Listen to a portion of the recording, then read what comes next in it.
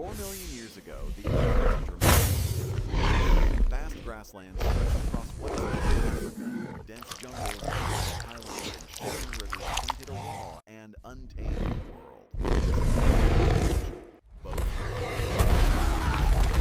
The age of the dinosaurs has long passed, but in their place, a new battle for dominance. Towering predators stalk the land.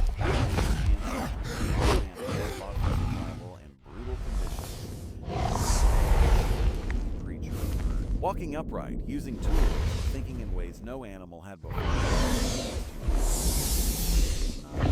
Almost.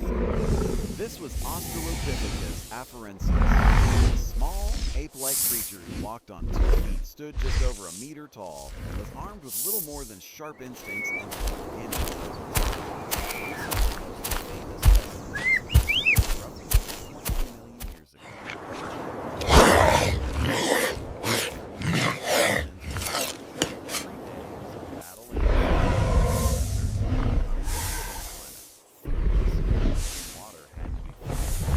danger lurked around every tree and over every ridge. The forests echoed with the roars and growls of predators that modern humans find terrifying. Saber-toothed cats, predator all hunted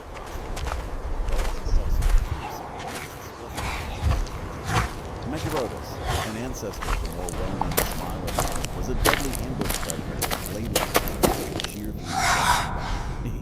camouflaged by tall grass, it could lie in wait for hours, its golden eyes. For Australopithecus, a single misstep was sudden death.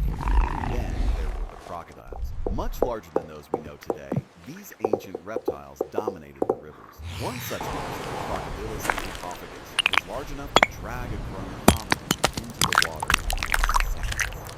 Fossilized bones with vitamins give chilling evidence that early humans were predators as much as they were predators. But despite their vulnerability, Australopithecus was changing the rules.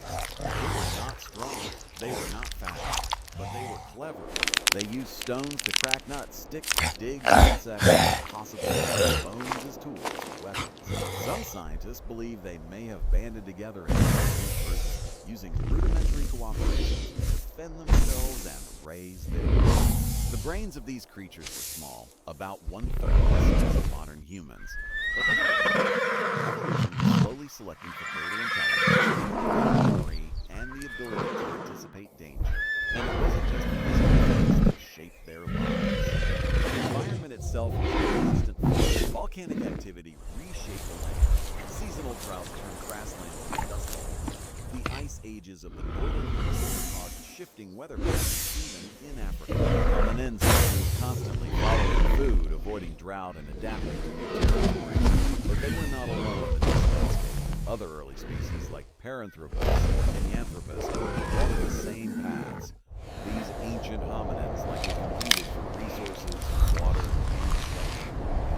Fossil evidence suggests some of them may have coexisted, while others vanished into extinction. As time marched on, the struggle intensified. One remarkable fossil site, located in what is now Tanzania, paints a vivid picture. Known as Litoli, it preserves the footprints of early hominins walking across volcanoes nearly 3.7 million years ago. These prints locked in stone show not just bipedal, but social behavior, perhaps watching each other's backs. But predators were never far behind. Imagine a scene gathers near a watering hole. They scan the trees a massive chaos, screaming, dust caught. One of the hominids later discovered deep puncture wounds that matched the cat's curved fangs. This was the key events of life and death in the early days. Man versus monster.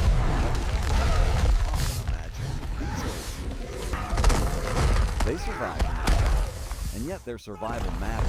Every generation that managed to pass on its genes, every adaptation that gave them a tiny advantage. These were steps on the path to something extraordinary, because the monsters didn't evolve genes. They didn't make it. They didn't leave footprints that would echo the descendants of Australopithecus would one day become Homo erectus, then Homo erectus, and eventually Homo sapiens. They would spread across continents, take fire, build civilizations, and go back across the millennium.